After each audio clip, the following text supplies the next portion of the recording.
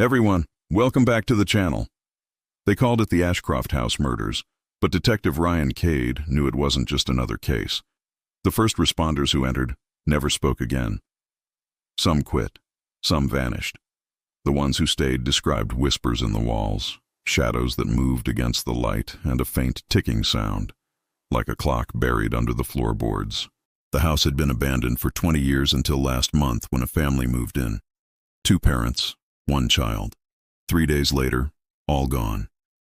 Kade's partner, Laura Mendez, studied the police photos under the flickering light of their car. "No signs of forced entry," she said. "Doors locked from the inside." Kade stared at the window of the house ahead, its reflection showing more light than it should. "Then whoever did it never left," he muttered. Inside, the air felt heavy, like walking into someone's breath. Dust coated the furniture, but the footprints were fresh, small, scattered, erratic. In the living room, they found the father, seated in a chair, eyes wide open, mouth twisted in horror. No blood, no wounds, just fear frozen solid. Lara covered her nose. "Heart failure?" "Maybe," Kade said. "But look at the clock." The old grandfather clock beside the body was still ticking, yet its hands moved backward. Upstairs, they found the child's drawings pinned across the wall, crude sketches of stick figures, all with hollow faces. In the center was one labeled, "The Man Who Waits." Every drawing showed the same figure, tall, faceless, with one hand on a clock chain. In the closet, they found the mother, kneeling, head tilted, whispering something over and over. "Tick-tock," she murmured. "Tick-tock. He's almost done counting." Lara grabbed her shoulder, but the woman's skin was ice cold. She wasn't alive, yet her lips kept moving. The autopsy later confirmed she'd been dead for at least 48 hours. That night, Kade couldn't sleep. The sound of ticking filled his apartment, though no clock was running. He opened his fridge, and inside, written in frost, were 2 words: "You're late." The next morning, Lara didn't show up for work. Her phone went straight to voicemail. They found her car abandoned outside the Ashcroft property, doors unlocked, radio still playing static. Kade returned to the house alone, flashlight trembling slightly in his hand. "Lara!" he shouted. The echoes came back slower than his own voice, repeating words he hadn't said. "Turn back, Ryan." The sound came from the basement. The door was locked, but from the other side something was knocking, not begging to be let out, begging to be let in. He forced the door open. The basement stretched farther than it should have, impossible angles bending like reflections in water. In the center stood a circle of clocks, dozens of them, all ticking at different speeds. And Lara. Her back was to him, her hands pressed against a wall that pulsed like skin. "Lara," he whispered. "What are you doing?" She turned slowly, eyes black, mouth smiling wrong. "He's almost awake," she said. "You shouldn't have come alone." Kade lifted his gun. "Who?" She pointed behind him. He turned. The space behind was empty, except for a tall shadow that didn't belong to anything. It leaned, stretched, reaching toward the circle of clocks. The ticking synchronized. 1 heartbeat, 1 rhythm. "The Man Who Waits," Lara whispered. Kade fired, the sound echoing endlessly. The shadow absorbed the light, and the clocks shattered in perfect unison. When he woke, he was outside. Dawn. The house stood silent, windows empty. But on his arm, carved into the skin, were numbers counting backward from 12.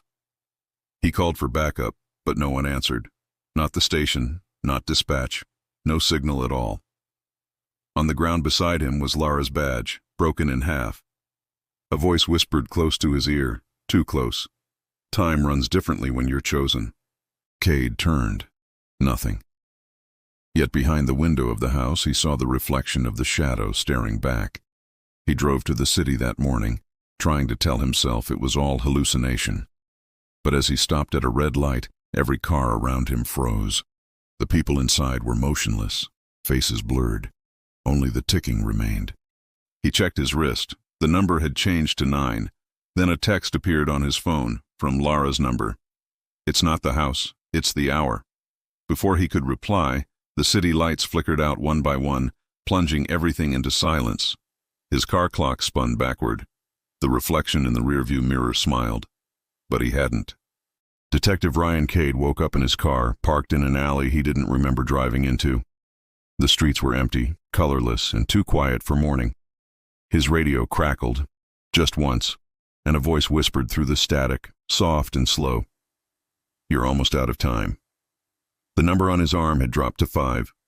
He rubbed it, but the digits pulsed beneath his skin, glowing faintly like embers.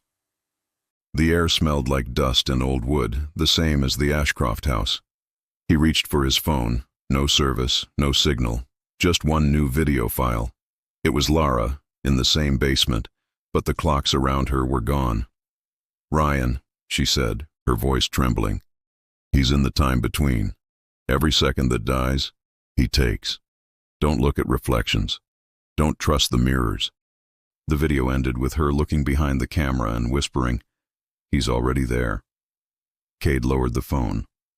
In the window beside him, his reflection didn't move. It just smiled, slow and unnatural. He drew his gun, fired once. The glass shattered, but the echo didn't fade. It laughed. He stumbled out, breathing hard. Across the street, a church bell rang, even though the building looked abandoned. Its doors hung open and the air inside shimmered like heat. He stepped through. The pews were covered in dust, and a dozen clocks hung from the ceiling, all ticking backward in perfect rhythm. On the altar lay Lara's body, or what was left of it. Her face was pale, eyes hollow, mouth twisted in something that looked like a scream frozen mid-sound. Around her, symbols were carved into the floor, circles intersecting, marking hours instead of pentagrams. The center read, "The hour waits for no one." Kade staggered back, choking on the smell of rot and iron. Then her eyes opened. "He's not after you," she whispered, blood leaking from her lips. "He's inside you." Her body convulsed violently, and every clock stopped. Then a deep voice filled the room. Not heard, but felt, like bones vibrating inside his skull. "Time is just the skin we wear." Kade fell to his knees, clutching his head as shadows poured from the cracks between the floorboards, shaping into human outlines with no faces. They moved around him in slow, jerky motions, each one whispering fragments of moments that weren't his. He saw flashes, children screaming, clocks melting, people aging in seconds. The voice came again, closer now. "You broke the hourglass, detective. Now you bleed in seconds." He raised his gun and fired wildly, but every bullet dissolved mid-air. The faceless shapes reached out, touching his chest, and for a split second, he saw through their eyes. They weren't monsters. They were people. Police, families, victims, all trapped in one endless loop of the same minute repeating forever. "Stop!" he gasped, firing again. A shadow brushed his face. Instantly, he was standing in his apartment. Morning sunlight spilled through the blinds. No blood, no clocks, no ash. His phone buzzed. A text. "Case closed. Ashcroft file terminated." His heart pounded. He ran to the mirror and froze. His reflection was smiling again, holding something in its hand. A pocket watch. It opened it, revealing Lara's photograph inside. He stumbled backward, smashing the glass, but behind every shard lay another version of himself, each one staring, each one whispering different seconds of his life. The ticking started again, louder, surrounding him. He checked his wrist. The number had dropped to 1. His phone rang. Unknown number. He answered. "Ryan," a familiar voice said. "You have to finish what we started." "Lara," he whispered. "You're dead." "Not yet," she said. "But soon. The man who waits feeds on time stolen from the living. Every minute you waste becomes his. How do I stop him?" Silence. Then, faintly, "You don't. You give him what he wants." The line went dead.